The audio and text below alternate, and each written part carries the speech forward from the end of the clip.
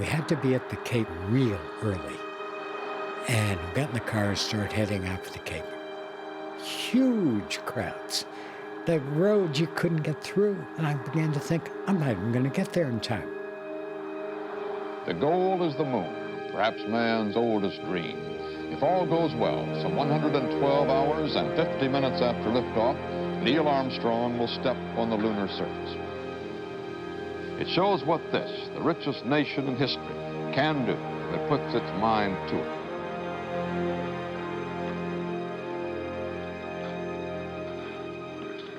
My very first launch was Apollo 11. I had a press pass, and so I was there and had access. I went up 3 or 4 in the morning, stood by the operations building and watched these 3 guys walk by me on the way to the moon. That's like seeing Columbus sail out of port.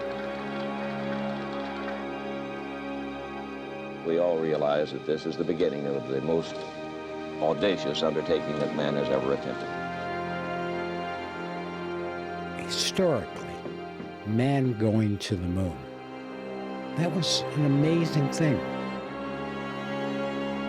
The question was whether this would represent a cosmic quest that mankind is going to pursue as a destiny.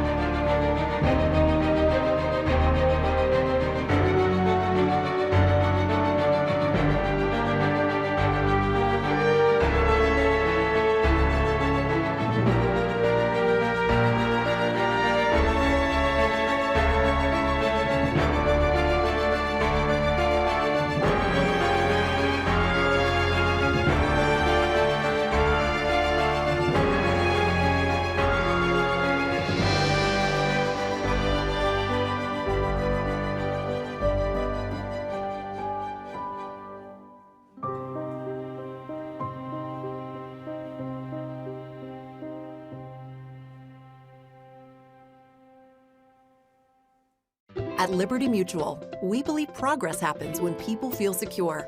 That's why we exist to help people embrace today and pursue tomorrow. Liberty, liberty, liberty, liberty. Liberty Mutual Insurance is a proud sponsor of American Experience. As an American-based supplier to the construction industry, Carlisle is committed to developing a diverse workplace that supports our employees' advancement into the next generation of leaders, from the manufacturing floor to the front office. Learn more at carlisle.com.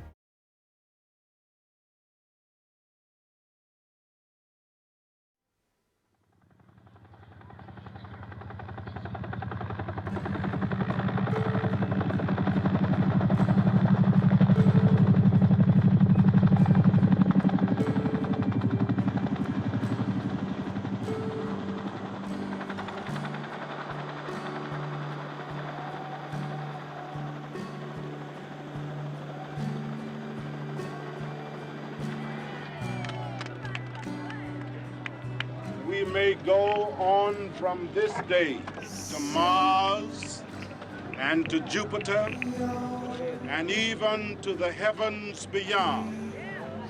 But as long as racism, poverty, hunger, and war prevail on the earth, we as a civilized nation have failed. Some of us think that the tremendous interest in space travel is, in a sense, a search for another Eden.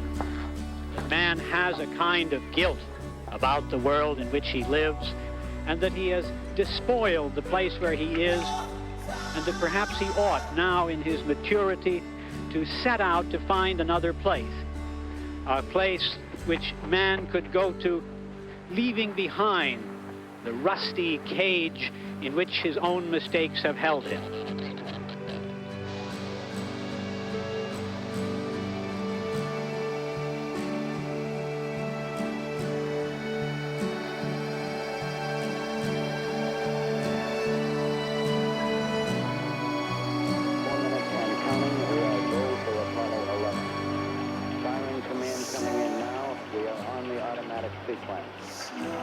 I was standing near the giant windows in the launch control center, right alongside Wernher von Braun and the other people who were responsible for it. 10, 9, ignition sequence start. 6, 5, 4, 3, 2, 1, 0.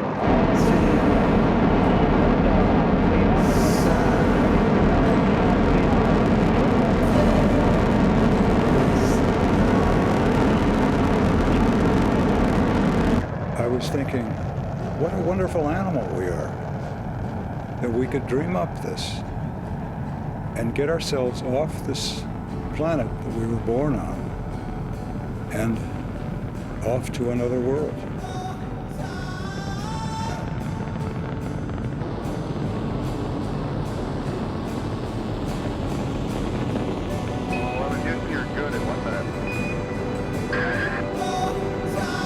One of the joys about the space program, everybody felt they had a piece of it, and they did. Velocity 2,185 feet per second.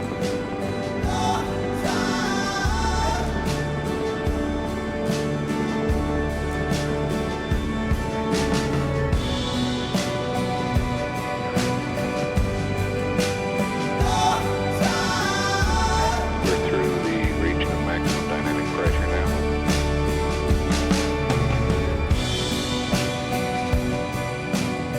This is just the beginning, perhaps, of a new stage in the evolution of the species, something comparable to the crawling of the first amphibian creature out of the primeval swamp onto dry land.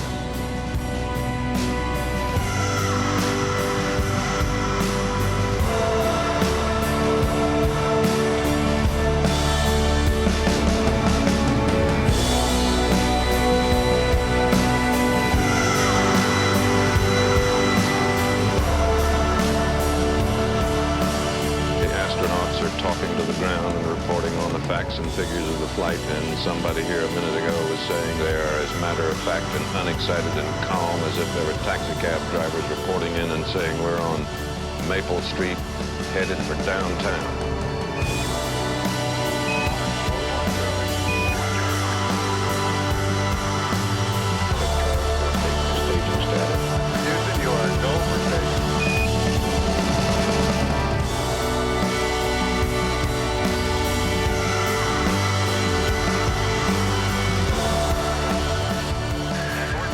Circumstances were such that we had the nation behind us.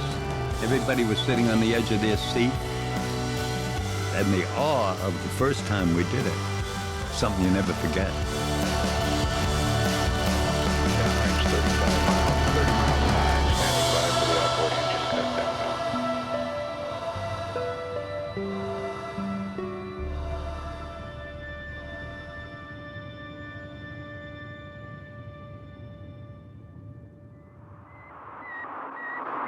Until 2 days ago, that sound had never been heard on this earth. Suddenly, it has become as much a part of 20th century life as the whir of your vacuum cleaner. It's a report from man's farthest frontier, the radio signal transmitted by the Soviet Sputnik, the first man-made satellite as it passed over New York earlier today. Right now, it's over Auckland, New Zealand. According to the latest Soviet announcement, the satellite is still maintaining its speed of 18,000 miles an hour, meeting no resistance 560 miles out in space. The Russians say it'll be joined by another very shortly, and there will be advance notice this time. What the Sputnik signal means, we still don't know. The Russians haven't said anything about that. Our own experts haven't found any coded information in it. The sound may be no more than a means of identification, a way to keep track of the beach ball-sized metal sphere as it hurtles around the world 16 times every day, a dozen times faster than any man has ever flown. The night that Sputnik was launched, I was on the newspaper desk. And lo and behold, the flash came across, Russia has launched Sputnik. And we couldn't figure out the spelling of Sputnik. We couldn't figure out what Sputnik meant. That was the first indication that I had that there was some serious stuff going on in space. This is really quite an advancement for not only the Russians, but for international science. I think we'd all agree on that. It's the first time anybody has ever been able to get anything out that far in space and keep it there for any length of time. Do you admire the Russians for doing it or not? No, definitely not. I said we should have been the first ones to have it, if there's such thing. It gets the American people alarmed that a foreign country, especially an enemy country, can do this. We fear this. We fear that they have something out that majority of the people don't know about. I thought, we must be at war. It's hard to appreciate how truly desperate this rivalry was, with competing economic and political systems, each out to destroy the other. Let's not fool ourselves. This may be our last chance to provide the means of saving Western civilization from annihilation. This was not an attack on the United States. This was a scientific satellite launched into orbit. But it does suggest that the Soviet Union has a rocket that is powerful enough to send a nuclear weapon to the United States. I mean, we honestly believed that we could be annihilated with nuclear weapons at any time. When I was in elementary school, we would have duck and cover exercises and crawl under our desks like that would protect us from a nuclear blast.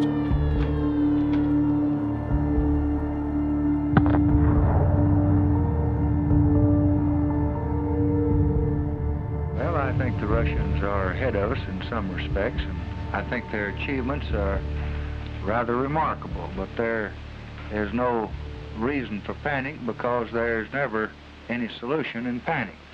Progress is going to result only from bold decisions that are made by cool heads.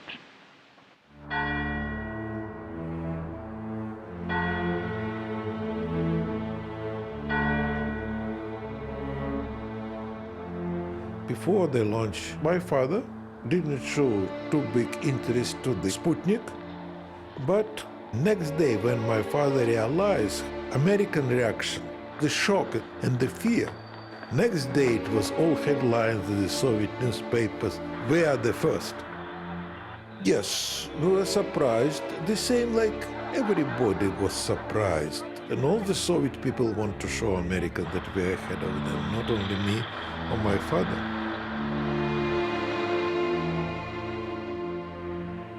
Good afternoon. A dog knocked a goat right out of the world's attention today.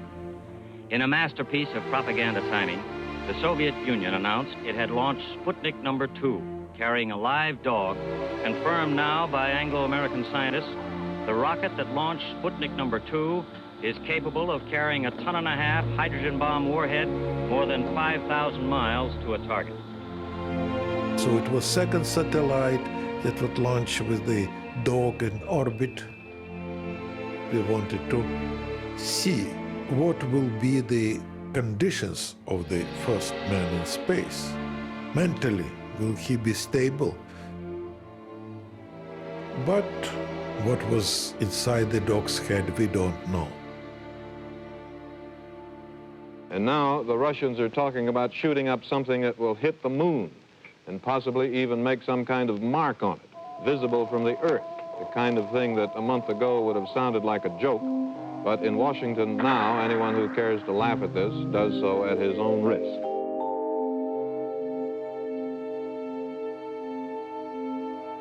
It took the Soviets 4 years to catch up with the atomic bomb. It took the Soviets 9 months to catch up with the hydrogen bomb. And now, the communists have established a foothold in outer space.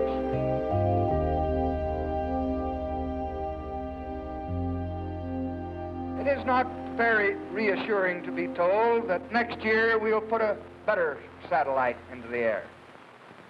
Perhaps it will even have chrome trim and automatic windshield wipers.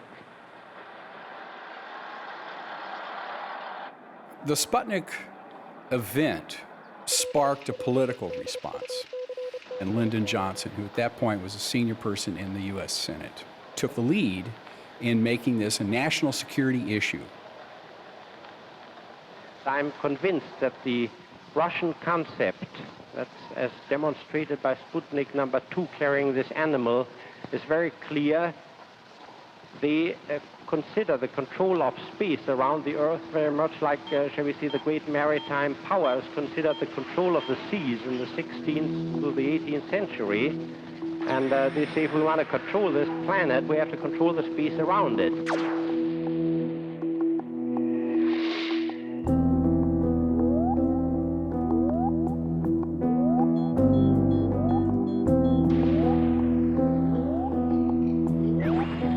Wernher von Braun was certainly motivated by this desire to explore the heavens, no question about that. But he spent the bulk of his life building ballistic missiles, weapons of war, rather than vehicles of exploration. So as the target finally comes in view, say this is the target, the space station will still be overhead and the missile will be here. So as long as you see the object and can keep track of your missile by means of a radar beacon, you can shoot at it even if you don't know the exact location and even if it's a moving target. Von Braun to the public was a very charismatic figure, very well known. He had proposed to launch a small satellite. He pushed, saying, I could do it, let me do it, before Sputnik. And the answer came back, no, we don't want you to be the front person in the first U.S. space launch, because von Braun was making weapons.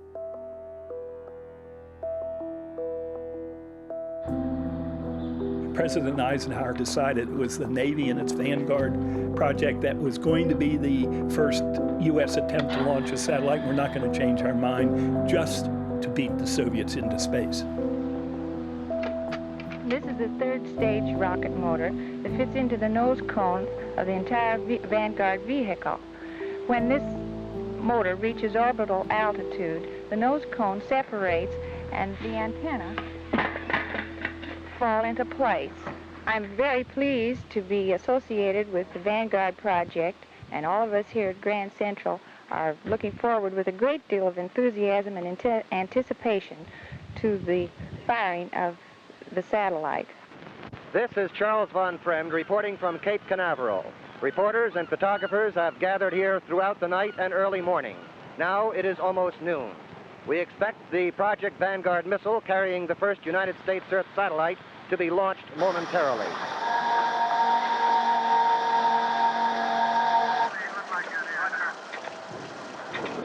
It hasn't left the ground yet.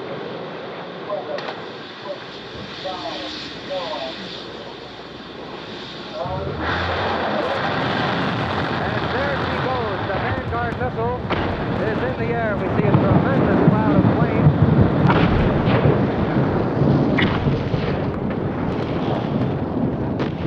I don't see it. I think the launching has been unsuccessful. There's no trace of the missile in the sky.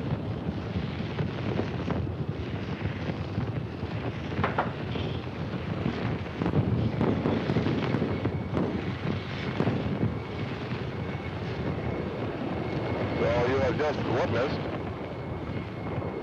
what will undoubtedly be a severe propaganda defeat for this country. $110 million having been spent on the project so far.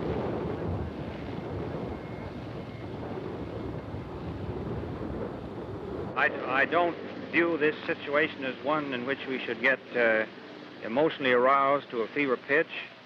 I think we are embarked on an orderly, well-thought-out program which is producing results in the defense of the United States.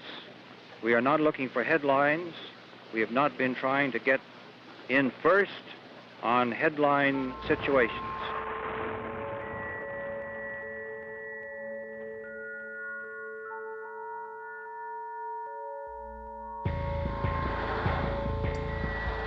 My job was public relations. I graduated with a journalism degree and a commission in the United States Army. And guess where they sent me? Redstone Arsenal in Huntsville, Alabama. And I went to work in the public affairs office, and that was the beginning of my career with von Braun. Von Braun was there with his missile team, and they were preparing to launch a satellite. 8, 7, 6, 5. The United States is ready to try and place its first Earth satellite into orbit. And there is a sudden tremendous burst of flame. We can see the Jupiter 3 missile on its way. They modified a Redstone rocket, called it Jupiter C, and launched Explorer 1, and we were in space.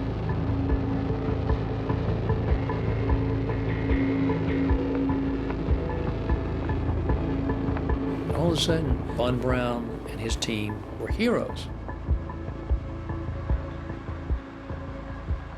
Von Braun, of course, was very popular with the press. When the press heard von Braun was going to speak, they showed up. You know, he was the rocket man. Now we separated here and align this new section alone in the horizontal attitude. But inside the government, he was first of all a pain in the ass, difficult to deal with, a prima donna. And the government was well aware of his background under Hitler and his possible engagement with the SS and being a registered Nazi.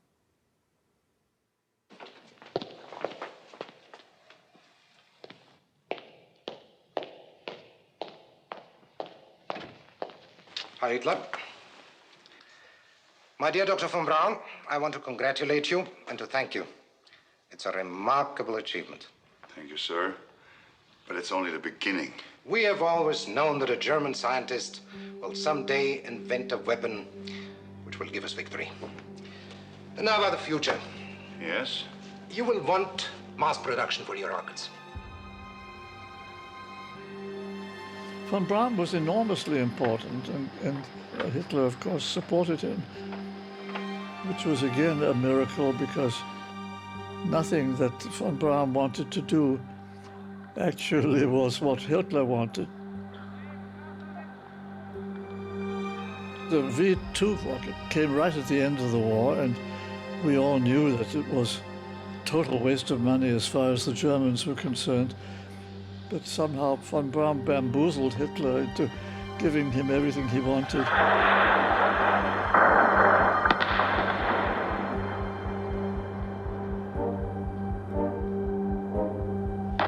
He just was extremely capable. So I think he did really advance the whole field very substantially.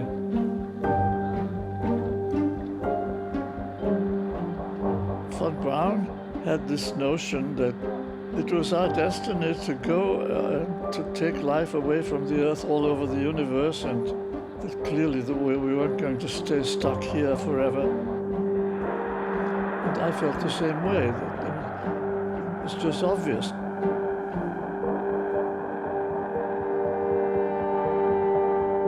The V-2 was pointing the way.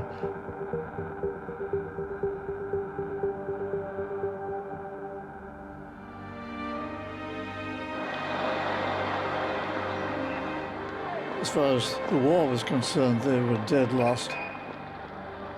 I was in London during World War II. They killed a few people in London, but did essentially no military damage. We were still flying bombers over Germany, and the Germans desperately needed fighter planes. So we were delighted that some idiot had decided to build these rockets instead of building fighter planes.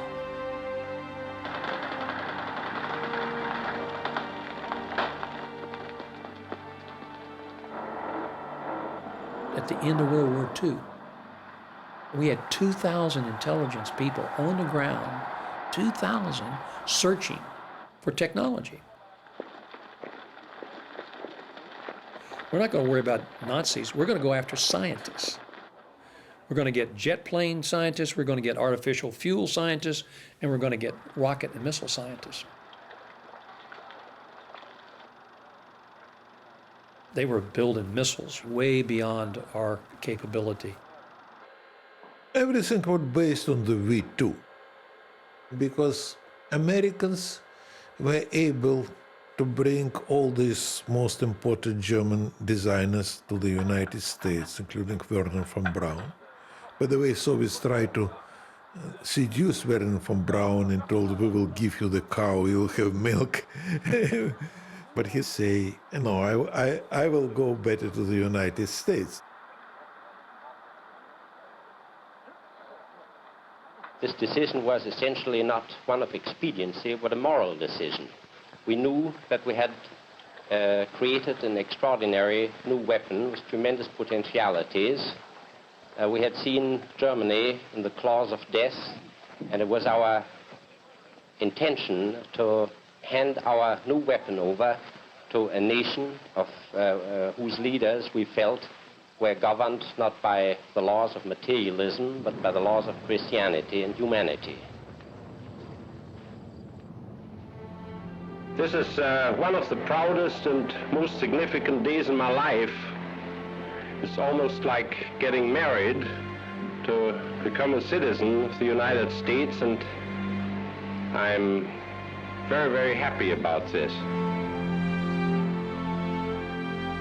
His 120 German scientists that he brought to this country basically became the mentors for us.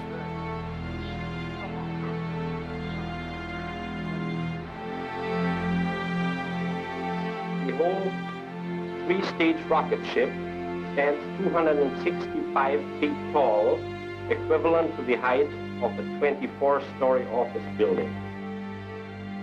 In the early 1950s, there was a flip in the public perception of whether or not we were going to see space travel in our lifetimes. We began to see space articles. Collier's was huge in those days.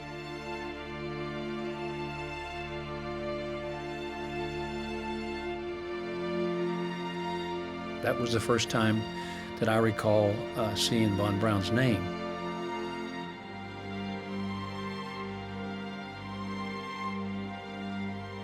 Collier's magazine was one of these great weekly news magazines that had millions of subscribers. And they did a series of special articles on the possibilities of spaceflight.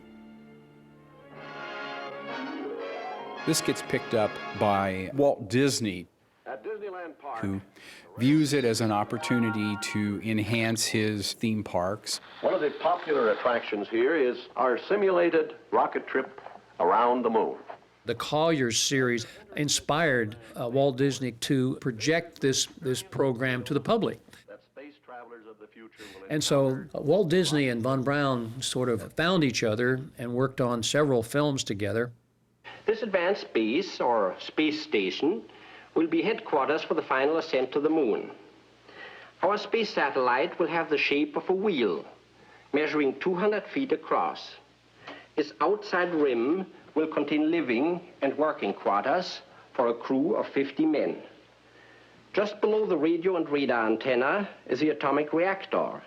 Its heat will be used to drive a turbo generator, which supplies the station with electricity.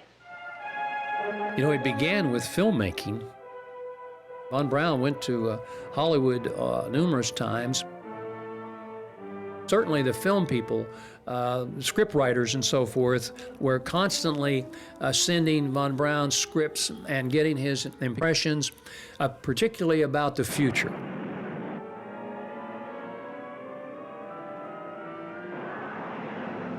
By the grace of God and the name of the United States of America, I take possession of this planet on behalf of and for the benefit of all mankind.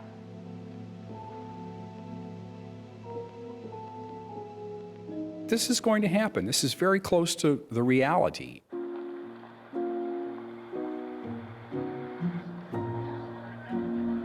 There is first and foremost the reality of success associated with rocket development. I got involved with Project Orion, and I got a call from the chief scientist at a private company called General Atomic, which is still around. General Atomic was in the nuclear business. I was known to him as a reactor designer.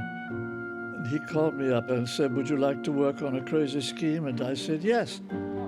The crazy idea was to build a spacecraft driven by nuclear bombs. We had to blow off the bombs pretty fast, blowing off 2 per second. It was completely mad, but extremely practical. To make the whole thing serious, to make it credible, you had to do at least one nuclear test with an actual bomb. Everything depended on that. Then, of course, we never got the funds for that first test. That was the breaking point. Dr. von Braun, in view of our rapid advances in the field of atomic power, do you feel that there's a possibility of utilizing a series of small atomic explosions to propel this rocket out into outer space? I don't think atomic explosions... Orion, of course, was the competition for him, but he was quite generous to us. He gave us quite a lot of support. We intended, if we'd got everything according to plan, to have about 20 people on board for 5 years. A year to get to Mars, 3 years exploring Mars, and then after that you'd come home. We wanted to explore the universe.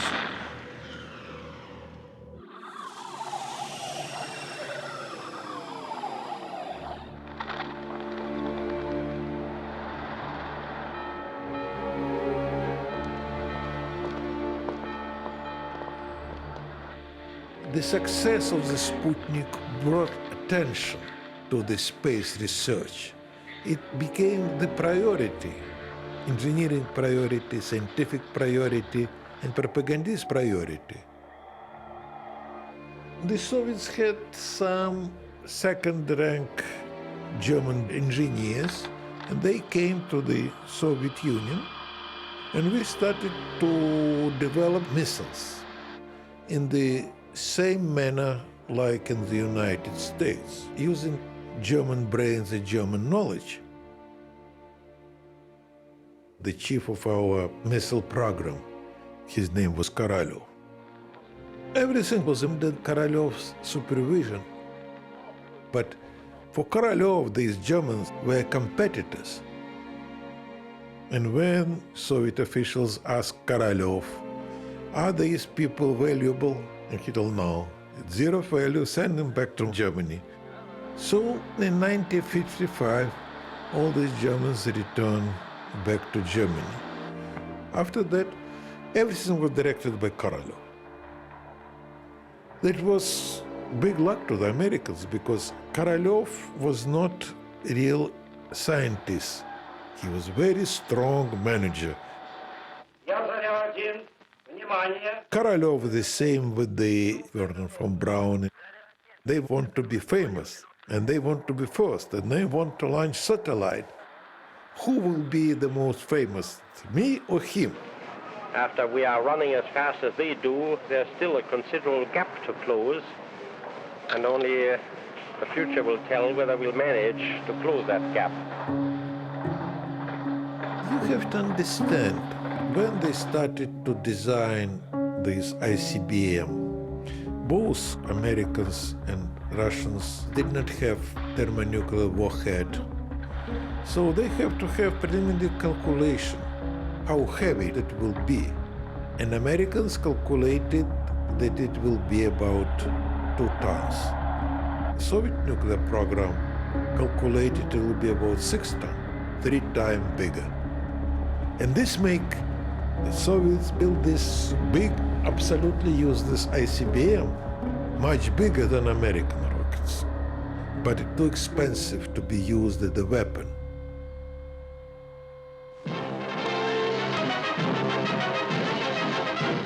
Vice President Nixon escorts Soviet Premier Khrushchev on a preview of the United States Fair at Skolniki Park in Moscow. But on this occasion, traditional diplomacy goes by the board, and the story of the fair itself is eclipsed by a crackling exchange between Nixon and Khrushchev, begun off camera and finished off before the American Ampex color videotape recorders. Every aspect of the Cold War and Soviet-American rivalry is argued in blunt and forthright terms. The threat of atomic warfare, diplomacy by ultimatum, economic progress. Says Mr. K, the Soviet will overtake America and then wave bye-bye.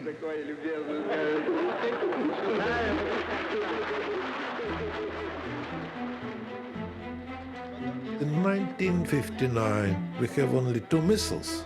We were defenseless. The missile gap was a bluff.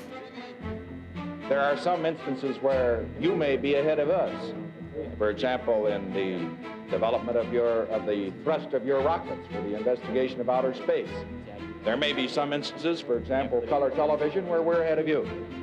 But our ICBM is not as good as we're trying to sell it to the world. But it was very good for the launching people and launching satellites. The space launcher is still in service after 60 years. The basic idea is the same. Sometimes the bad luck giving you more success.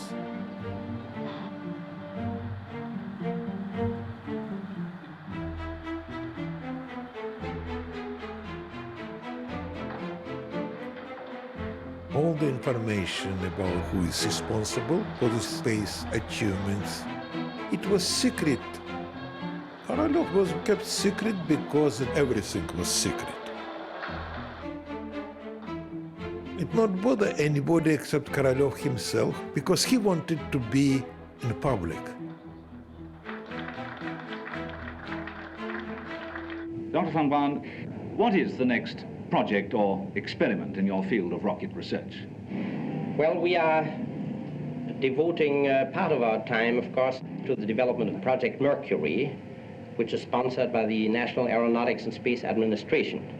The objective of this program is to put a man in orbit, for which an Atlas intercontinental ballistic missile will be used as a carrier. Now, we play the first part in this program in that we will provide some limited rides over ballistic trajectories of a few hundred miles range to these astronauts to give them a little inkling of what spaceflight is like.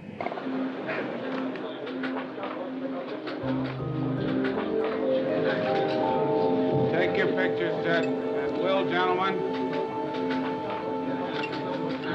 Take pictures now.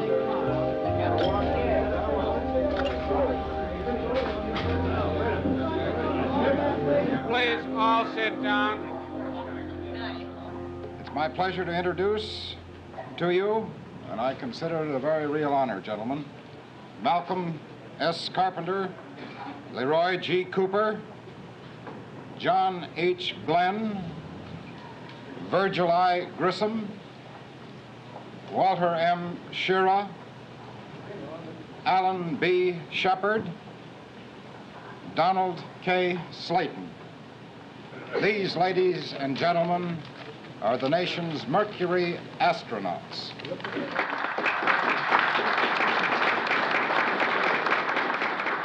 Well, the astronauts of the early era were very much our alter egos, our surrogates in this gigantic struggle with the Soviet Union. And so they are every man, and they're us. The question is, has your good lady and have your children had anything to say about this? Coupled with that is the so-called right stuff. My wife's attitude toward this has been the same as it has been all along through all my flying, that if it's what I want to do and she's behind it and the kids are too, 100%. I have no problems at home. My family's in complete agreement.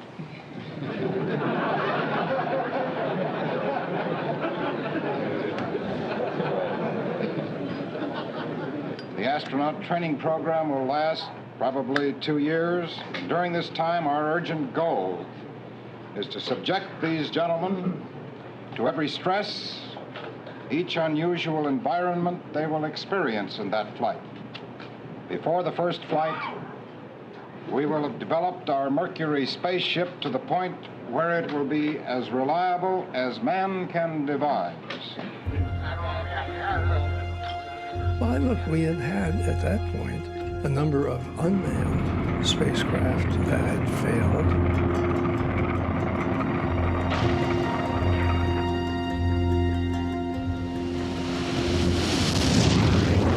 It really had impressed the hell out of me that this was a really dangerous business.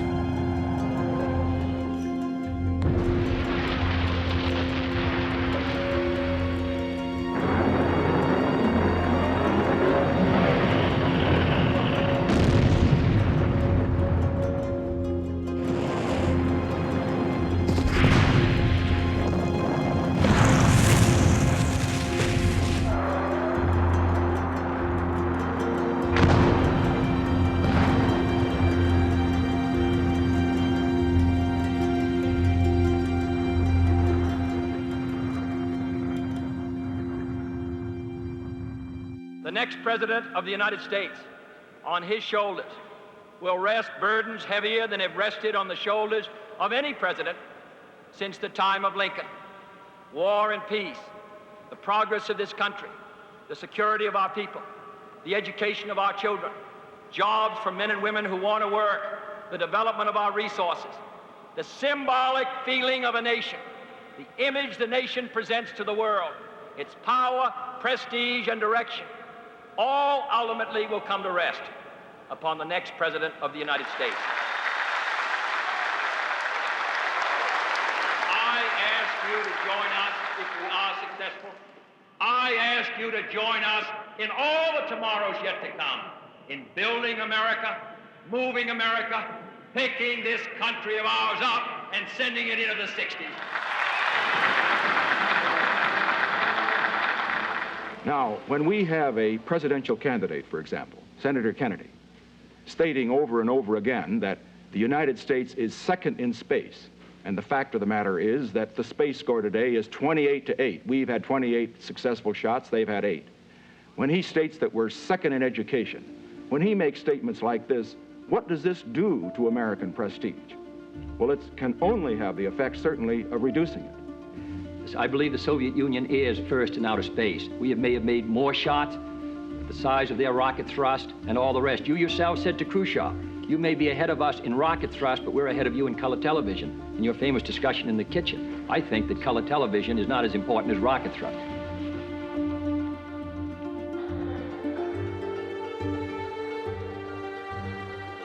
Korolev told Americans making preparation to put their astronauts in space.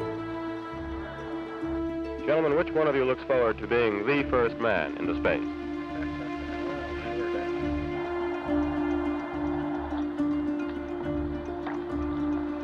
And the honor goes to an astro chimp who was nicknamed Ham. Ham is a stand-in for the astronaut. A friendly little fellow in a form-fitted couch about to make his mark in history. We can send more testing with the dogs, but it will not prove anything. So I have to do it now. Allow me, comrades, to inform our Soviet government,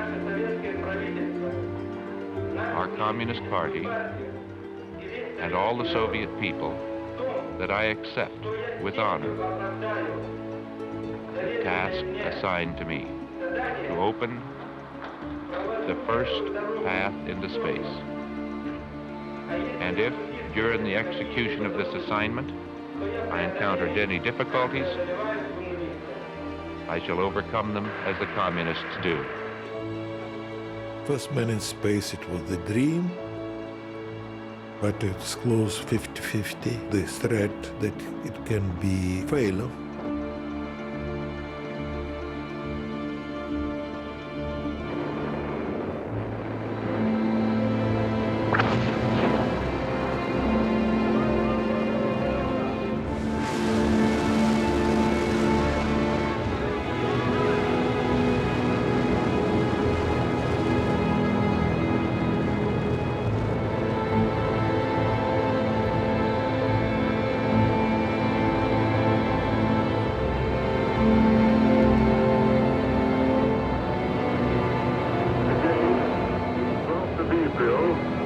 1961, the first cosmic spaceship named Vostok, with a man on board, was orbiting round the Earth from the Soviet Union. He is Airman Major Yuri Gagarin, an Air Force pilot, a citizen of the Union of the Soviet Socialist Republics.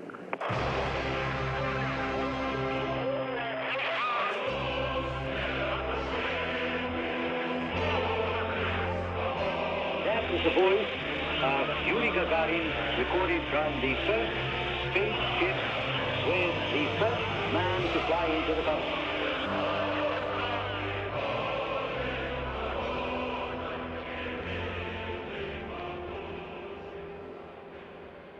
The Soviet Union has today laid claim to one of the greatest scientific achievements, one of the greatest engineering achievements, and incidentally, one of the most courageous ventures of all time. It has sent a man into space and brought him back alive.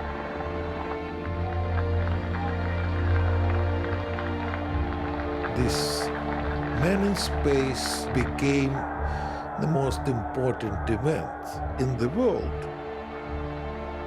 And my father wanted to make it very public relations.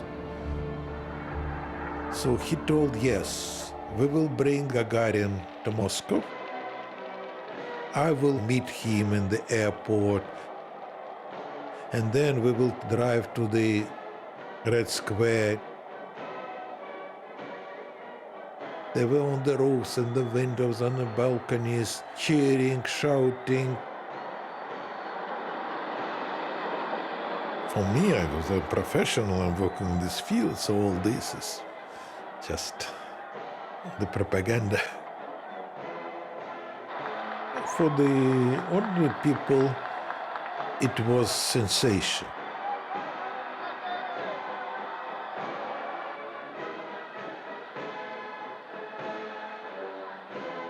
But after that, Gagarin became the public figure.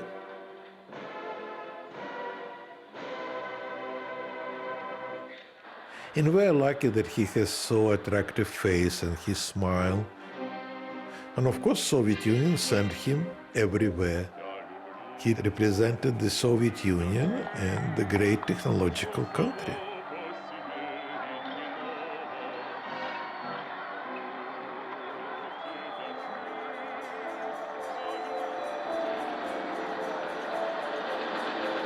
We Americans, and indeed the people of the free world, must understand that science has political implications. It means, therefore, that our own science must be looked upon as to its political effect, particularly with the emerging nations, countries that are impressionable, that are new, where emotionalism runs high.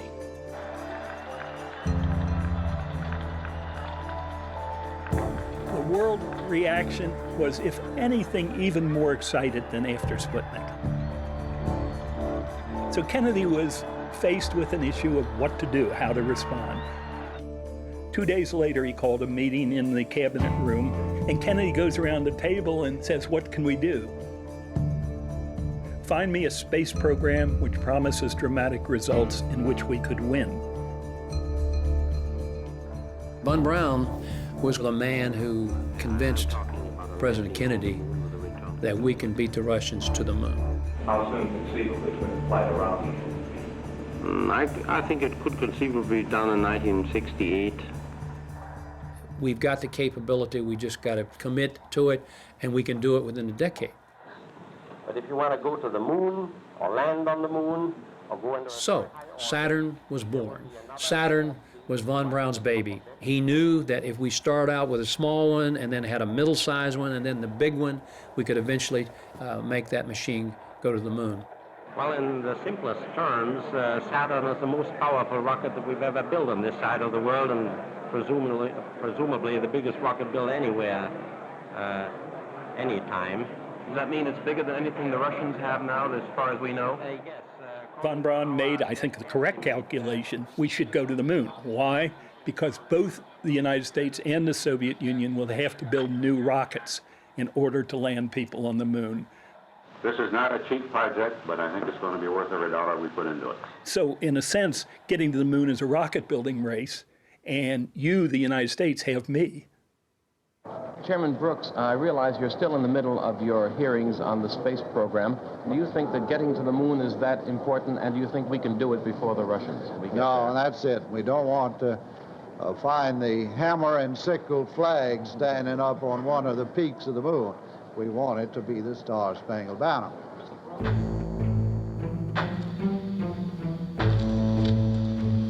This is Robert Trout at Cape Canaveral, reporting on an historic day in the age of space, the day this country finally took a long step toward matching Russian achievements by shooting into space a 37-year-old Navy commander from East Derry, New Hampshire.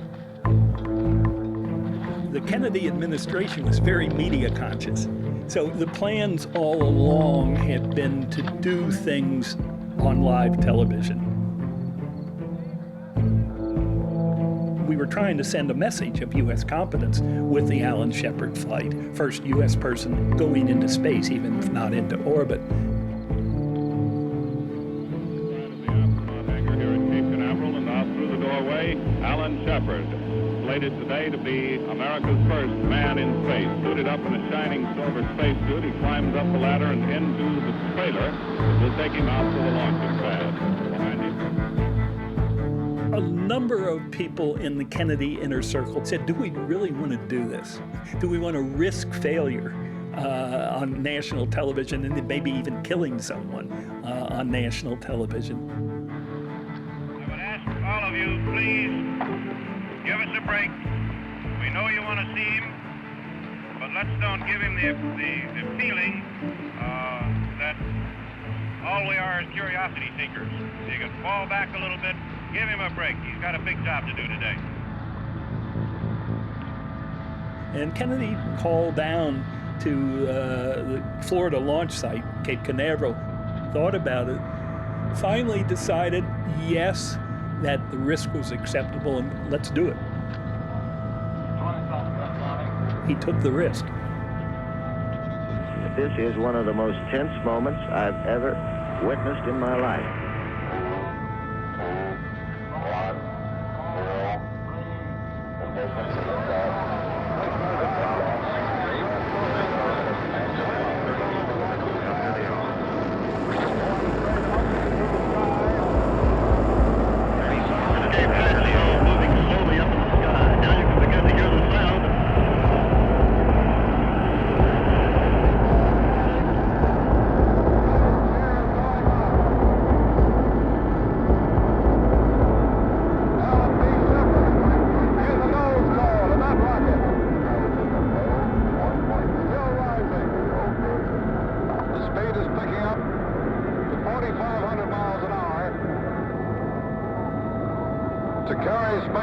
Shepard 115 miles above the Earth. Each announcement on Moscow radio has pointed out that America's first manned venture into space was a brief vertical probe, not an orbital flight. If the missile had blown up, if anything had happened to Alan Shepard, there's no telling what the effect would have been on our prestige or our space program. But nothing went wrong. Everything went well. A new spirit has arisen in U.S. missile men and in our capital.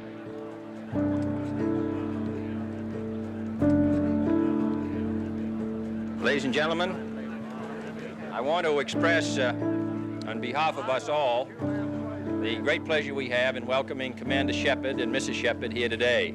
For about a 6-week period, from the middle part of April of 1961 until the end of May, Kennedy was able to announce a moon landing program and not be laughed off the stage.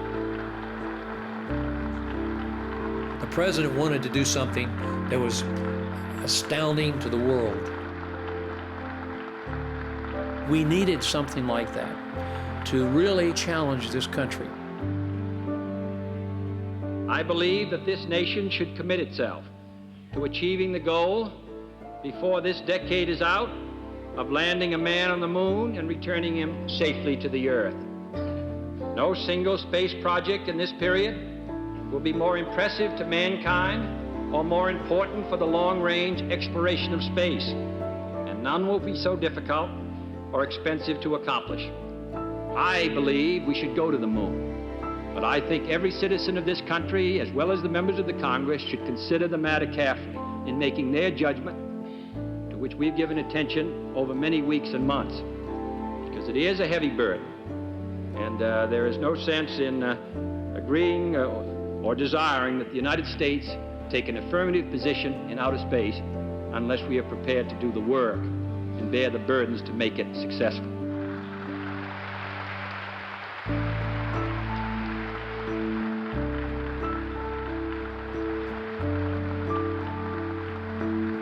There was a Gallup poll before Kennedy's speech in May of '61 where it asked, would you spend $40 billion to go to the moon? And something like 60% said no. So there was not a groundswell of public demand for a dramatic, expensive space venture. It was a leadership initiative.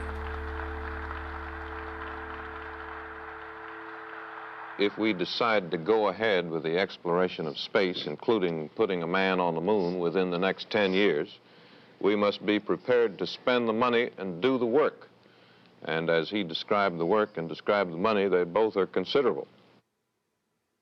By the end of May, he's already having second thoughts. His budget director's telling him NASA's going to break the bank. We've got to figure out a way out of this. What do we do? Well, I think Kennedy had second thoughts about the money the day after he announced we were going to do this.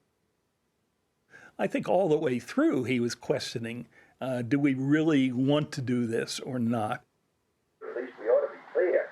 Otherwise, we shouldn't be spending this kind of money because I'm not that interested in space. I think it's good. I think we ought to know about it. We're ready to spend reasonable amounts of money, but we're talking about these fantastic expenditures which wreck our budget. The only justification for it, in my opinion, is because we hope to beat them and demonstrate that starting behind it, we did by a couple of years. By God, we passed them. Today, President Kennedy signed an authorization from Congress to spend $1.7 billion on our space program for the next fiscal year. That's $10 for every man, woman, and child in the nation. But fair enough for what is by far the greatest show on Earth, the dramatic race to the moon. This is Radio Moscow. This is Radio Moscow. We interrupt the transmission for a special news flash. After orbiting the Earth over 17 times in the course of 25 hours and covering over 700,000 kilometers, Major Titov landed in a predetermined region of the Soviet Union. Major Titov is feeling well. I do not think that we should become disconcerted by this accomplishment. I do not believe we should appropriate more in the way of dollars. I think what we ought to do is to stay on course, work steadily and deliberately toward our objectives, and keep our shirts on. The immensity of the accomplishment of Soviet cosmonaut Yerman Titov has not yet begun to sink into our minds. He has opened the door which will lead us to the next great adventure in space, a trip to the moon.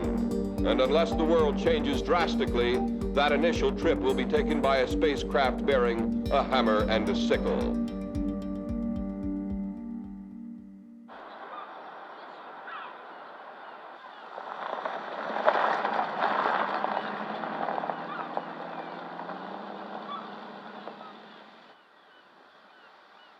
I was sent down all by myself to Cape Canaveral to write for the magazine Aviation Week.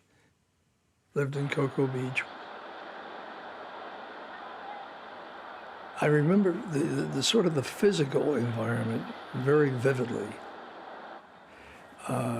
It was almost always hot. It was humid. And now here comes this new population of construction workers, engineers, building roads, building launch pads. You know, this was the early days of the space program, so I was about 27, maybe 28. You know, we were all young. It was exciting. We are in one of the fastest growth areas in the nation here in the Cocoa area. that we have experienced a 370% population increase in this county alone within this last year. You know, it was a dead little town until NASA showed up. And of course, the press came in from everywhere. The press just invaded the place. Everybody wanted to go to Cocoa Beach. That's NBC? That's right, NBC News. And where are you staying, Larry? No, I'll be across the street. At the Holiday? Most of the shot, yeah. Do you have one of our press guests? Where are you staying, Doctor? At the Cocoa. At the Cocoa? I mean, here I was, young kid, young reporter. I was in my 20s, and they were paying my way to go to Cape Canaveral and watch these rockets go up. And you're all set to go out and report the shot. I was starstruck. I mean, this is NASA I'm covering. These people are heroes. Say, I got him in a capsule. He can't get away. He's locked up in that capsule. With thousands of people coming in for the launches, it was wild. There was no question about it as the town grew and everything else. And you had all kinds of entertainment, the various motels and that type of thing. The town would be packed.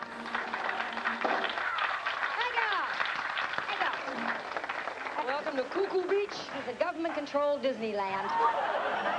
Oh, it got as wild as you wanted it to get. Oh, you like that, eh? The press called it Sodom and Gomorrah, as I remember. It just was a great time. There was a lot of drinking.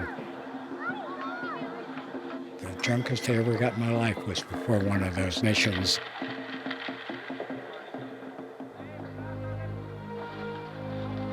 So came the dawn, hungover, sunburned, out we go to the press site. The press site in those days was very basic. There was a platform and there was a series of phones. The atmosphere is quite tense as 600 newsmen wait to see Astronaut Glenn steps in and is patted on the arm by a couple of the workmen on the 11th deck. Scene 43, sound 43, launch, Mercury Atlas. It's now T-minus 30 seconds. We notice that several of the secretaries of the Space Administration have their heads bowed in a prayer for the astronaut.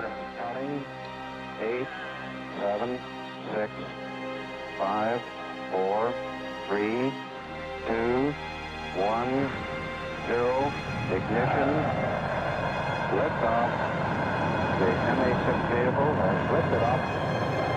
The MA-6 vehicle has lifted off.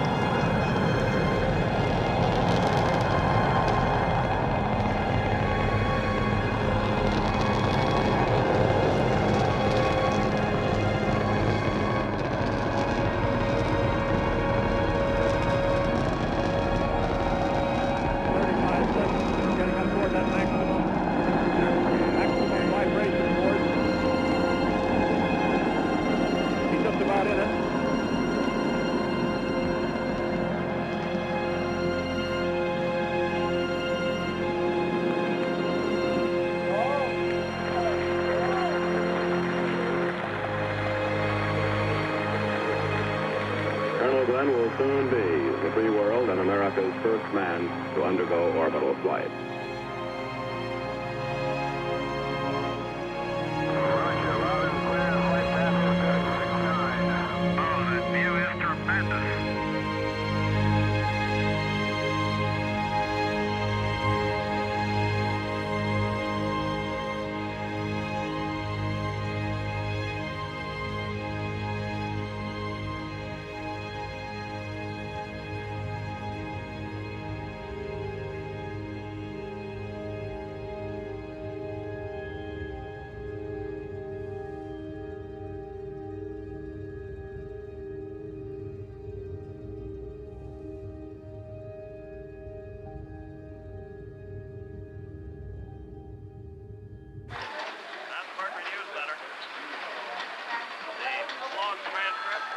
When the Mercury program started, I was working at CBS News.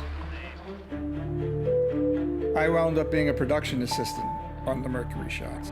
And eventually I moved up and I started directing coverage of the manned space program. All right, stand by, Walter. Here she goes. All right, ready to go to Cronkite. Okay, keep going. At this point, the capsule and the booster... The early days of television, we didn't have any live feeds from spacecraft.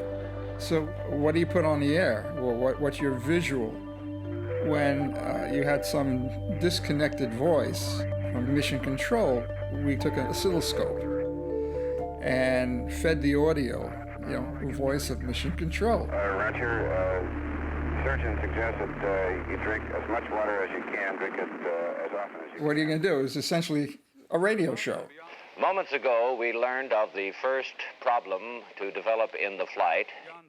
Splashdown was always something you could never see live. Guys like Cronkite created the drama. And that's a rather serious one to hear. We still don't know that he is safely through the atmospheric layer. We kept changing and building on how we illustrated launch to splashdown with the visuals that we needed.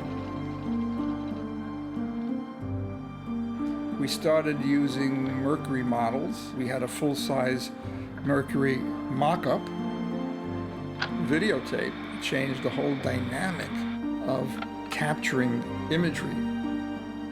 Color. We started working in color now instead of black and white. And then finally to using all of those satellites and spreading that all over the world. Everything we did on every mission was a rehearsal for Apollo 11. I think the fact that we did it in the open, we told people in advance that we were going to launch. It's in striking contrast with the way in which these operations are conducted by Russia. I don't think any of their launchings have yet been reported on by a newsman on the site.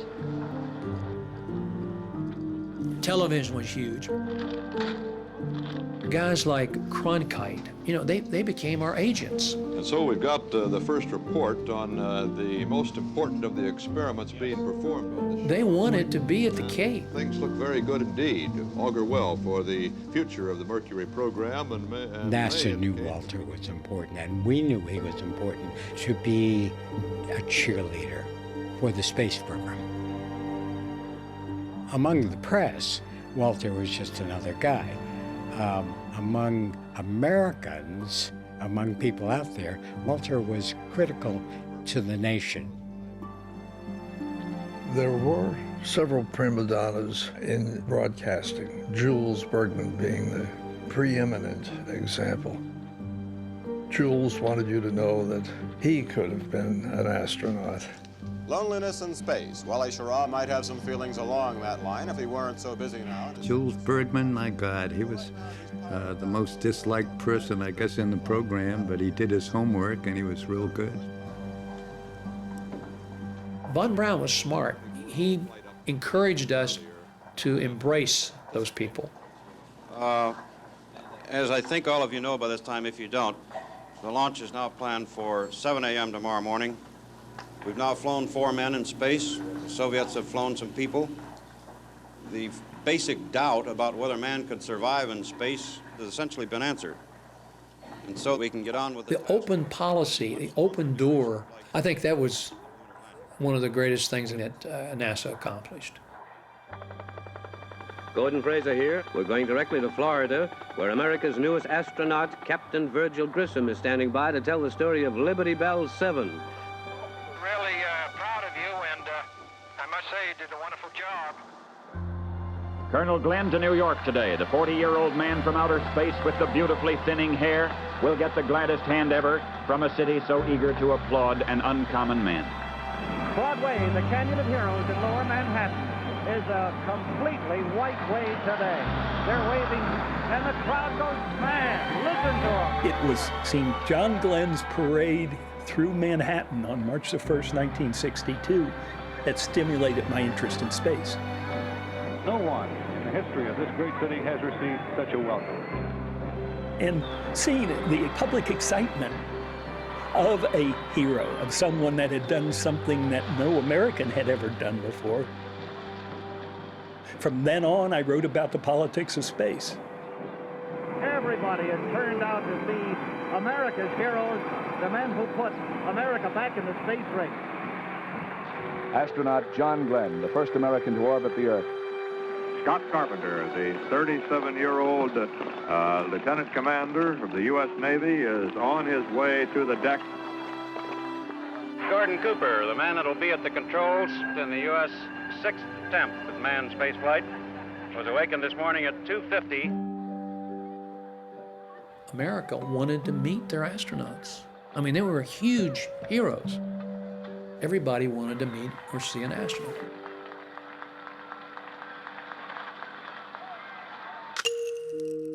The life contract was something that the original 7 Mercury astronauts were allowed to sign, and their personal stories were exclusive Life magazine property.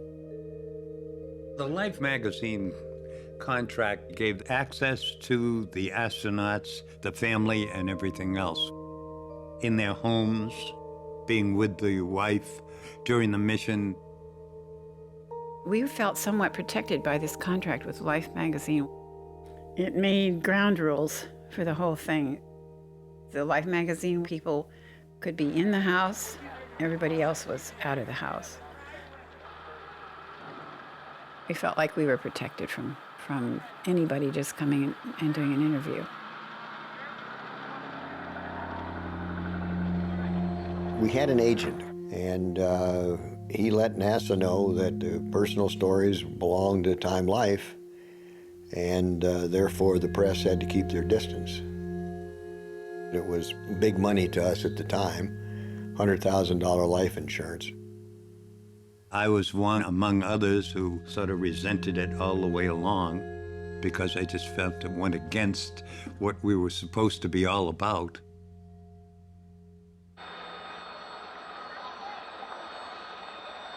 The Kennedy administration was ready to cancel the contract with Time Life for the astronaut stories.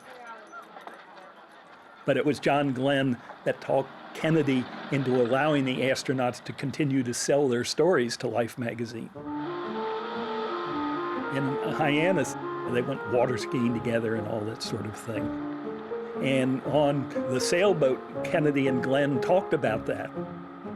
Glenn said, it puts a lot of burdens. My wife has to buy extra clothes. I have to buy more suits. I can't do that on military salary. That this extra income is necessary for us to be good public representatives.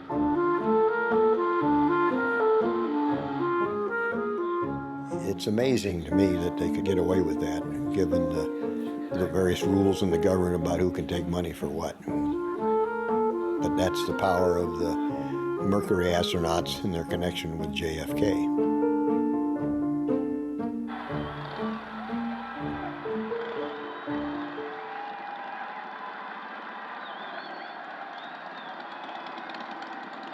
Of course, that was the biggest PR move in history, was to get these first 7 guys and to make them superhuman. And it turned out that the public wasn't very interested in satellites. Satellites did not excite them. But if you put a man in the middle of that, then now you got the public's attention. And up to that point in time, most of our heroes were sports heroes and actors and people like that. This is where the idea of a black astronaut came, early in the Kennedy administration. What would this do to the country if you were to take a black guy and put him right in the middle of all of the hero worship that had been going on with NASA?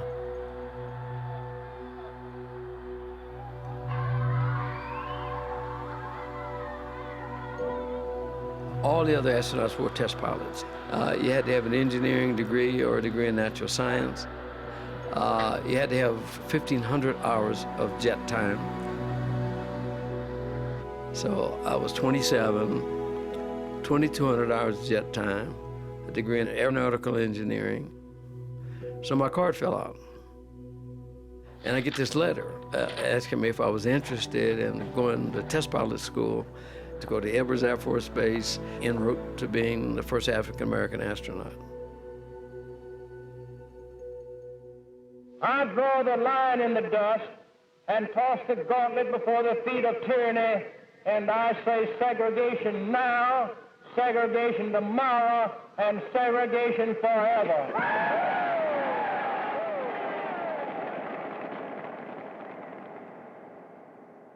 NASA had this problem because just about every committee in Congress was led by a Southerner.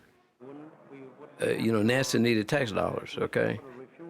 So that's the reason why most of the space program facilities were created in the South. And that's what they needed to get money from Congress, to get these congressmen to vote. And a whole bunch of political history comes into play. We are confronted today with a challenge which has all the urgency and importance of our space exploration program. This is the social problem dealing with men's relationship with men, which, while not new, has come into sharp focus in recent years. Your assistance, your affirmative attitudes, and your dedication to a principle that is based upon what is right, what is just, and what is fair will be needed.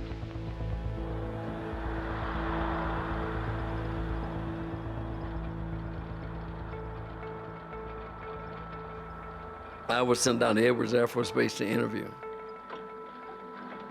Chuck Yeager, who was the head of the test pilot school and the new astronaut program.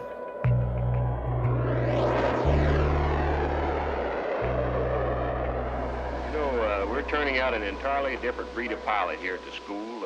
These guys will be working on programs all the way from the surface of the Earth to space. Chuck Yeager, he was one of my heroes. He was the first man to go through the speed of sound. And the first phase of it was test pilot training, which was a precursor to the space training en route to being an astronaut.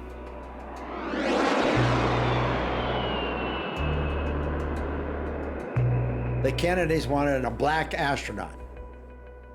Particularly Bobby Kennedy was insistent on having a black astronaut.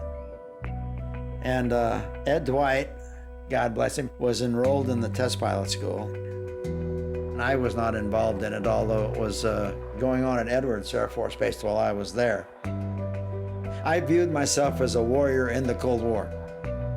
I was there because I was in the military, and I thought it was extremely important to get to the moon ahead of the Russians, beat the Russians.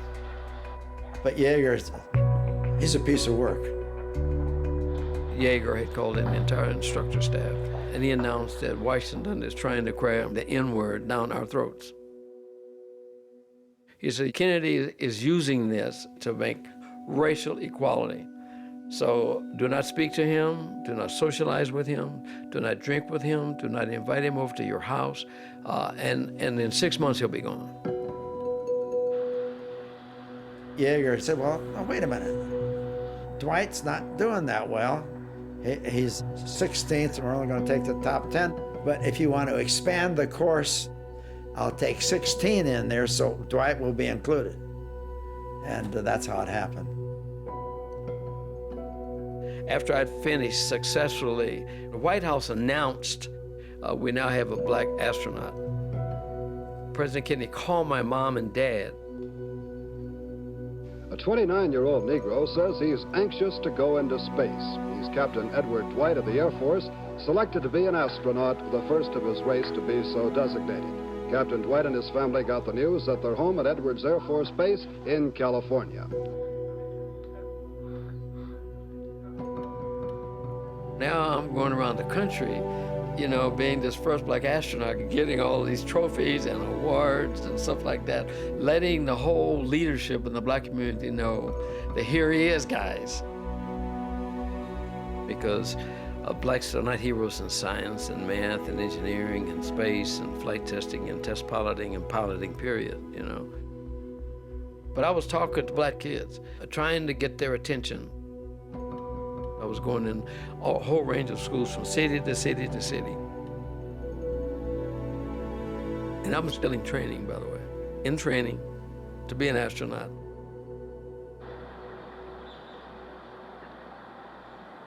The School of Aerospace Medicine is at Brooks Army Medical Center near Lackland Air Force Base.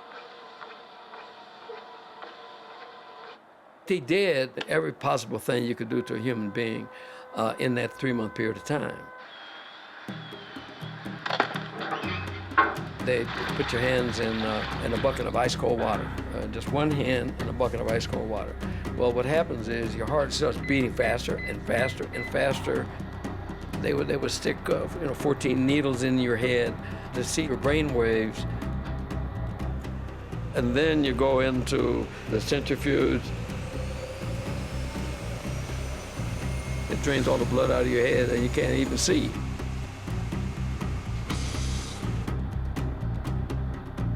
I mean, it was hell. They stuck holes in every orifice you had in your body and made holes in the rest of them. It was unbelievable. The unknowns of space were such that when the first Mercury candidates were selected, people were legitimately or otherwise concerned about their ability to withstand vibration, high temperature, isolation, darkness, heat, and so they tended to emphasize those. By the time it got to the second and the third group of astronauts, I think the emphasis shifted a little bit from the physical to the mental.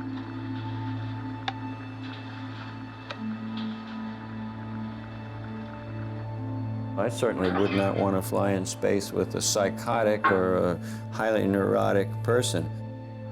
I thought that some of the psychological tests were kind of amusing, like the blank piece of paper, which I think I said I thought I saw 19 polar bears fornicating in a snowbank. The question then is, well, why 19?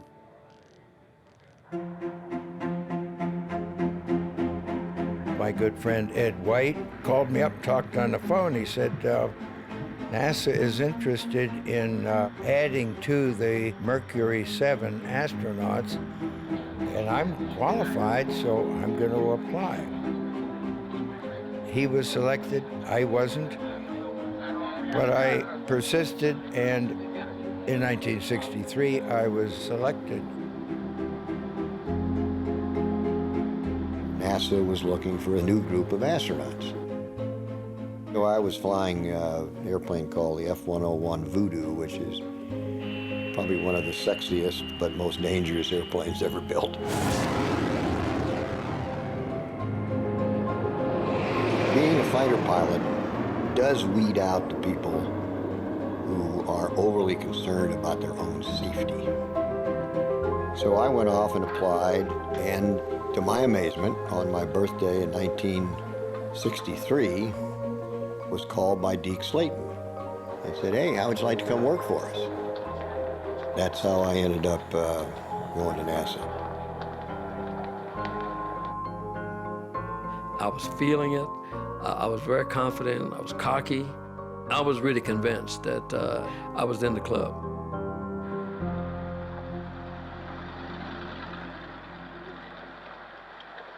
Okay, I guess you all know why you're here today and why we're here. We'd like to introduce the new group of 14 astronauts that we've been in the process of selecting for about the last 4 months.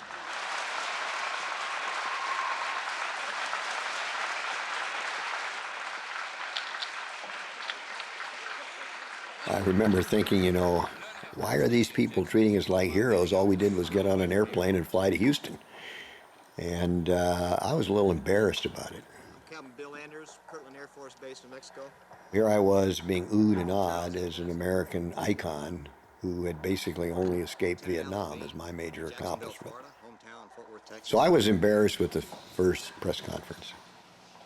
Speaking of integration, was there a Negro boy in the last 30 or so that you brought here for consideration? No, there was not.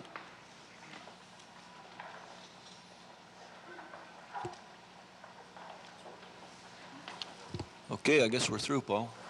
Yeah, well, we wanted to break out for some stills here, and there may be some people who want to get special things, but let's keep the stills. That was my group. I was expecting to be a part of that group. But within the first 3-year window there, you know, a lot of these guys got killed. You know, so I wasn't the only guy that had a set of difficulties. I got it because I was black. I later found out that the U.S. Information Agency took a whole battery of my pictures, sent them to Africa where the tracking stations were, and they had all these people saying there's a black guy that's going up, showing him my picture to say, don't go destroy the tracking station. Don't be going and blowing up our tracking stations or messing with them. This guy here is going to be flying over there because in the orbit, they got to go over Africa.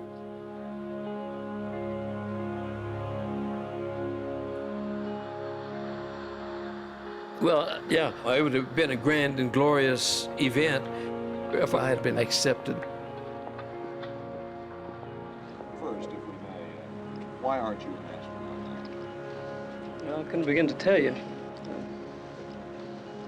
I have no comment for that question. But other than that, I won't make any overt statements at this time, outlining any overt racial pressures at any time during my training at Edwards. Are you now, in fact, completely out of the astronaut program? Is there a possibility of you ever being back in? I don't know. I don't have any idea.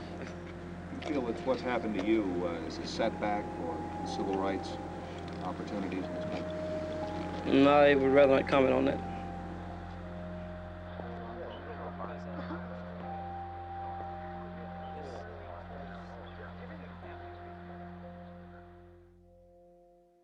The administrator of the NASA is Mr. James Webb, and he is standing by now at NASA's Goddard Space Flight Center at Greenbelt, Maryland. Mr. Webb, what about this so-called peaceful competition in space? When the Soviets orbited Sputnik 1 around the world, they scored much more than a propaganda victory. They achieved a technological jump which jolted the world and served as an open challenge to us. NASA was very fortunate to be led by Jim Webb. He was a remarkable human being. He was a very staunch Democrat. He understood the Congress. He knew where all the wheels, buttons, and skeletons were buried.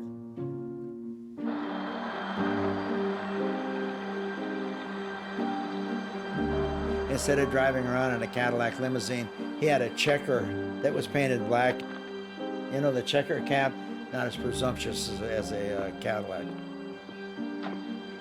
He provided a fiscal umbrella for us. We couldn't have made it without Mr. Webb.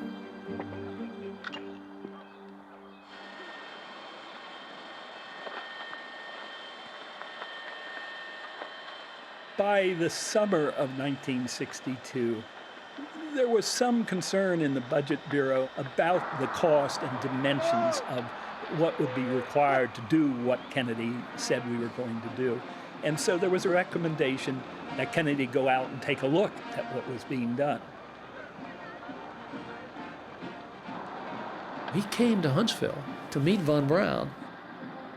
And immediately he and von Braun climbed in a car and drove into what we call the fabrication laboratory. And that's where the boosters were being assembled.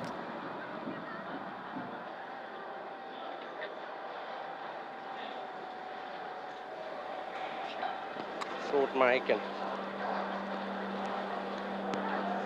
Sir, on this table, you see an array of rockets that we are dealing with. We will very shortly begin assembly of the first stages of the large or advanced Saturn C5, which is a vehicle designed to put an American on the moon in this decade, and by God, we'll do it.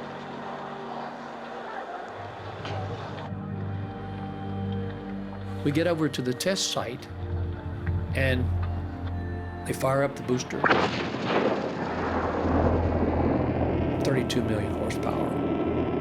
We hold it down for 2.5 minutes. It never leaves the pad.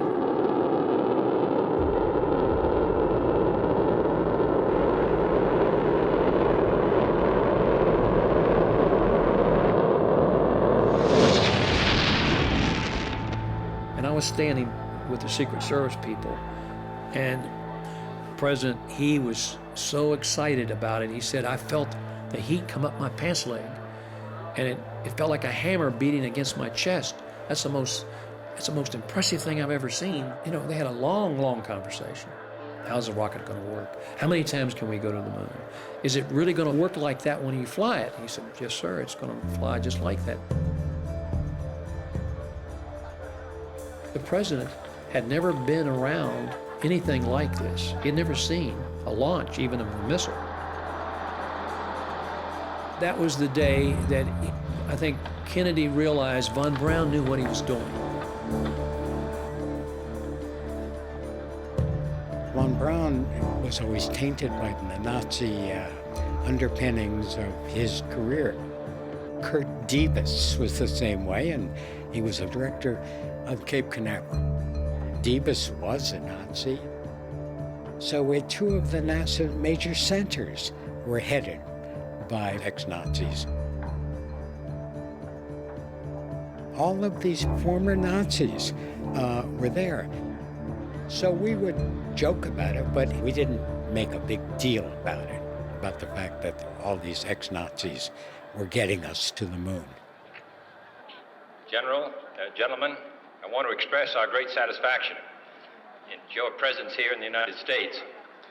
This kind of joint community effort, the community of the free nations, would have been regarded as impossible 2 decades ago. But now we take it very much for granted. We are glad you're here, gentlemen. We're proud to have you in the United States.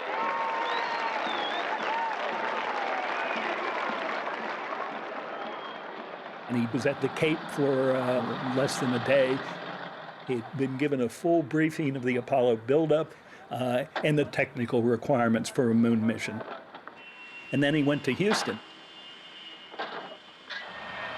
Ladies and gentlemen, I know that this is the great moment we've been looking for, to welcome to Houston, to Harris County, President of the United States, our Congressman Albert Thomas, to Space City, USA, which all of them and their colleagues were responsible for creating.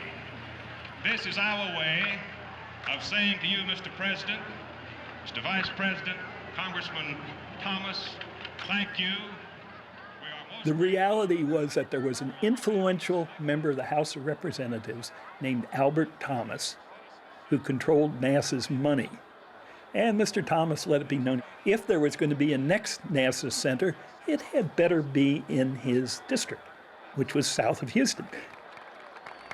Mr. Mayor, Congressman Thomas, Vice President, ladies and gentlemen, as we reach towards the moon, I think it's most appropriate that this space center should be located here in Houston, here at Rice University.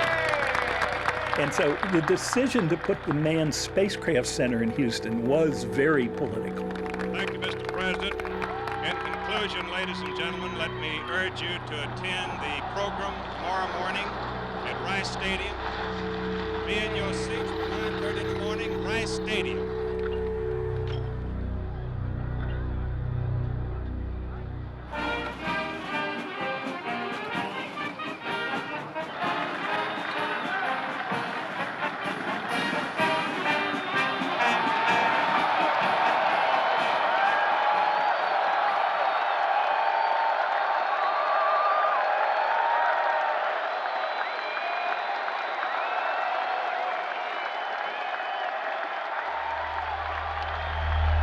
In the last 24 hours, we have seen facilities now being created for the greatest and most complex exploration in man's history.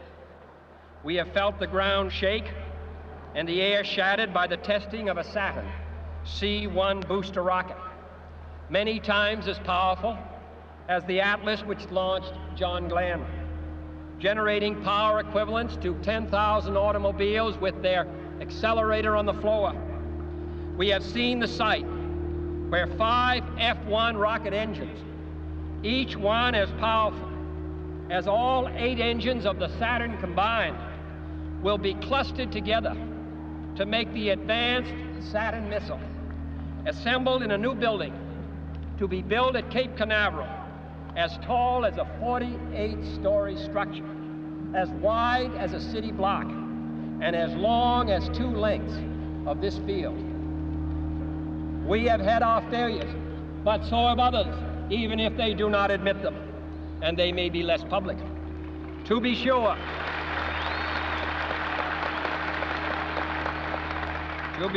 we are behind, and will be behind for some time in manned flight. But we do not intend to stay behind, and in this decade, we shall make up and move ahead.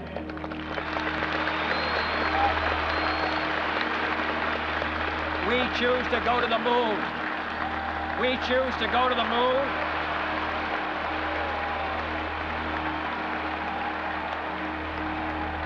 We choose to go to the moon in this decade and do the other things, not because they are easy, but because they are hard. Because that goal will serve to organize and measure the best of our energies and skills. Because that challenge is one that we're willing to accept, one we are unwilling to postpone, and one we intend to win, and the others too.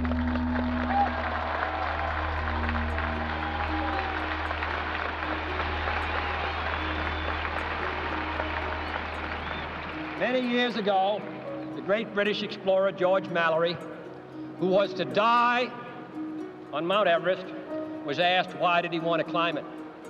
He said, because it is there. Well, space is there, and we're going to climb it. And the moon and the planets are there, and new hopes for knowledge and peace are there. And therefore, as we set sail, we ask God's blessing on the most hazardous and dangerous and greatest adventure on which man has ever embarked. Thank you.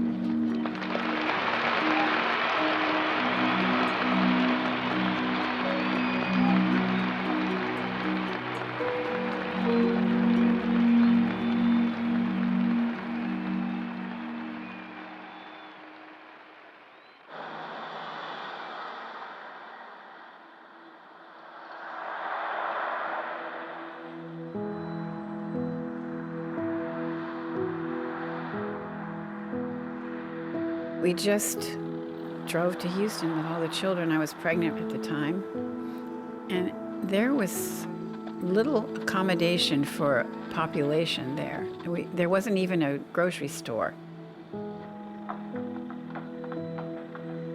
A lot of us lived on one street in Clear Lake City, and we got to know each other that way. And the children were little, so they played together. And then we all moved to the new houses that we built. So when we'd all get together, we didn't talk about the space program. We talked about our contractors and what disaster had happened in the construction of our house. Janet Armstrong lived a couple houses behind me. Pat White lived next door to her.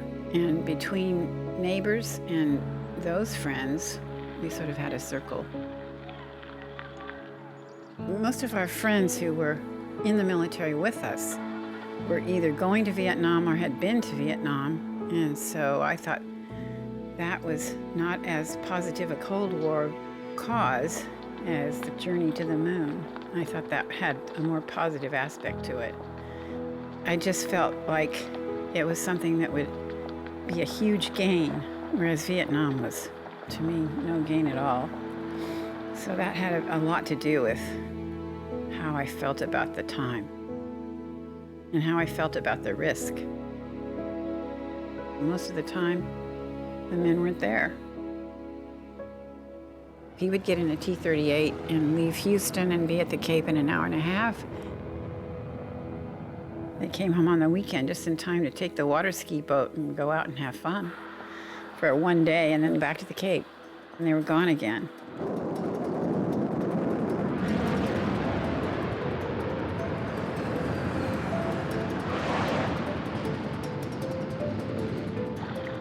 The Mercury guys, they were difficult to deal with. We needed to know where they were after 5 o'clock. You know, I had my share of those evenings where I was assigned to follow or track down someone. You know, they were young fighter pilots. There were things that were taken care of behind the scenes that would be embarrassing to the agency.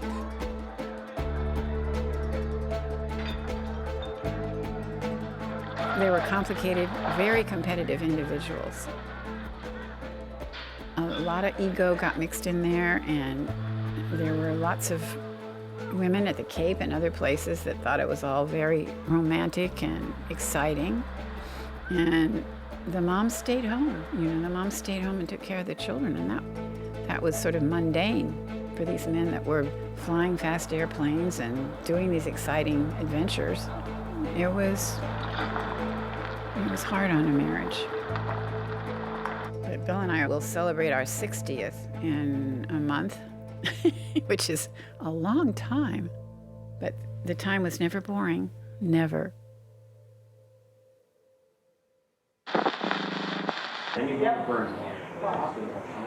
We have, for the past 6 months, undertaken a very concentrated systems engineering study within NASA in determining the mission we should undertake, the mission mode, in going to the moon. In committing this nation to a program which will extend over the next 5 to 10 years, and in which we will spend many billions of dollars, it's been absolutely essential to determine that we're on the right path. When the decisions in Apollo were being made, the strategy of getting to the moon had not been decided. I think you can now contrast the two landed configurations. Basically, the argument was centered around the safety and the desirability of Earth orbit rendezvous instead of the more risky lunar orbit rendezvous. Here's the situation. Von Braun wanted to do Earth orbital rendezvous. Earth orbital rendezvous means you put everything in Earth orbit and you assemble it from there. For example, Von Braun wanted to do a space station before going to the moon. The old plan was we'll build a space station in Earth orbit and then to rendezvous large pieces of equipment and also launch from Earth orbit. He was convinced that Earth orbital rendezvous was best for the long term. We do that, and then we can go beyond the moon, we can go to Mars.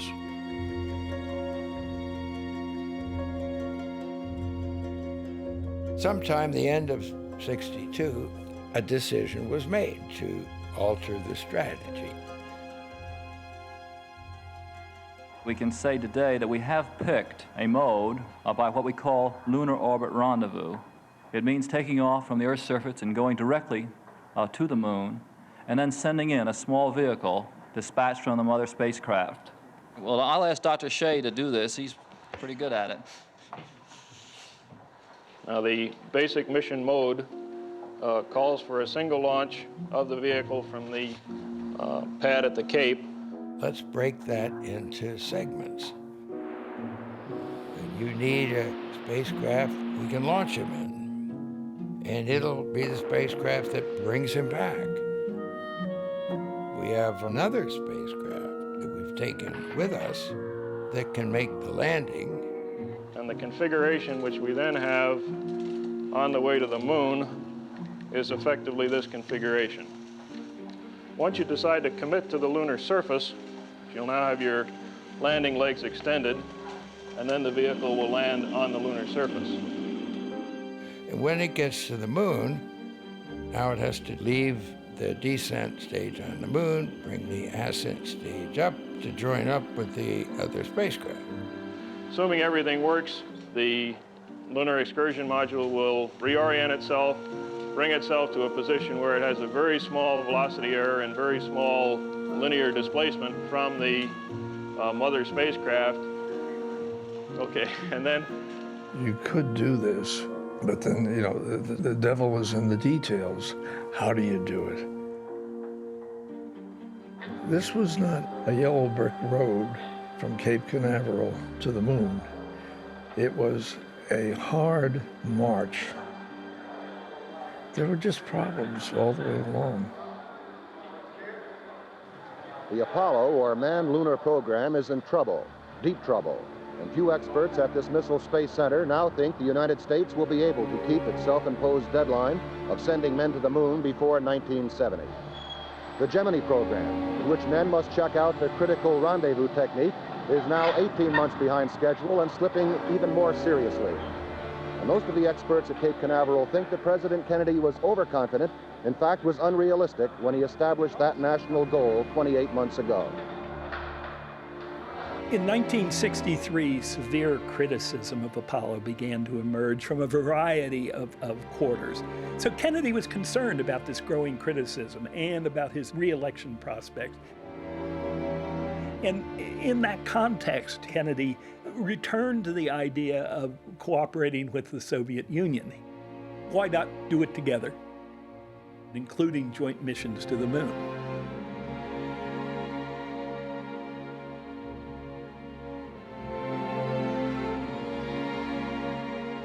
He had first raised it with Khrushchev in June of '61. He met Khrushchev in Vienna 10 days after his first moon speech. In 1961, when they met in Vienna, JFK mentioned this to my father. Let's try to do it together. But my father at that time, he rejected this. And when I asked why, we have to go to the moon, I was enthusiastic. He said, Americans much superior than we are. And if we will start work together, we will not be able to keep everything secret. So my father told no, Americans can go ahead without us. Khrushchev in 1961 really didn't know or trust Kennedy, and so didn't take his cooperative proposal very seriously. But in '63, he had come to admire and respect Kennedy and was giving serious consideration to accepting Kennedy's proposal. Why should man's first flight to the moon be a matter of national competition? Why should the United States and the Soviet Union, in preparing for such expeditions, become involved in immense duplications of research, construction, and expenditure? Surely we should explore whether the scientists and astronauts of our two countries, indeed of all the world, cannot work together in the conquest of space. I include among these possibilities a joint expedition to the moon, sending someday in this decade to the moon, not the representatives of a single nation, but the representatives of all of our countries.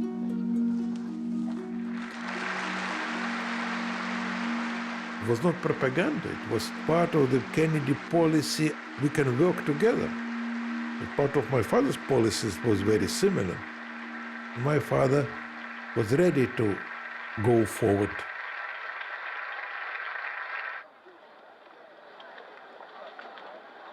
We will save our resources working with Americans, and it will help us politically in the improving relations with the United States. So let's do it. But Kennedy was killed on November 22, 1963, and Khrushchev was ousted of power on October 14, 1964. And this idea died.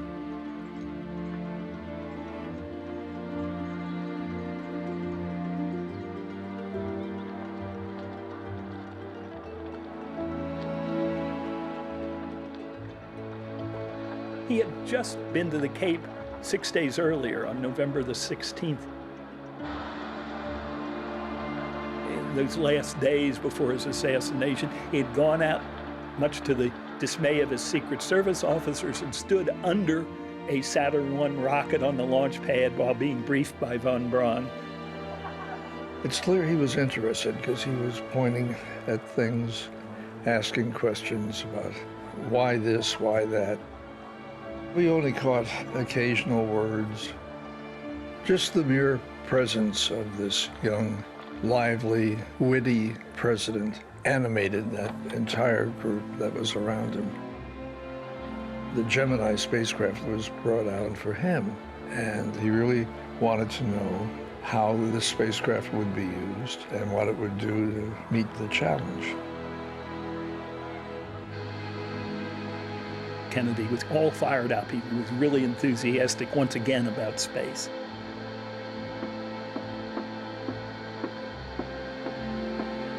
There's no sign to me that on the morning of November the 22nd, 1963, that John Kennedy was willing to back off.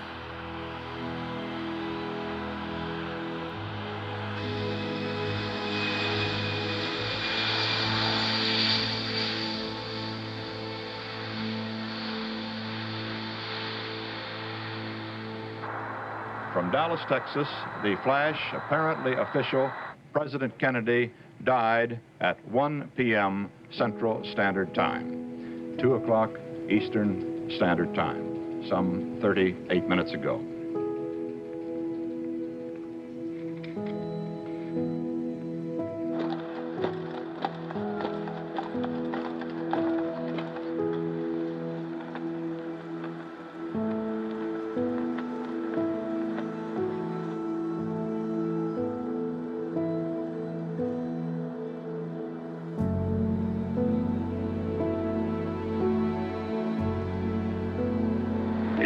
Governor Bryant on 2191. All right.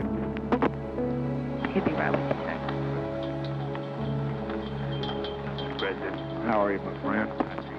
We're getting ready to name Cape Canaveral Cape Kennedy. Oh, my God. So that all the launchings that go around the world will be from Cape Kennedy. I think it'd be a wonderful thing for your state, and it would probably, through the years, bring a lot of attention. And well, it really honors us, and I think it's a very fitting tribute because it was his, peculiarly his.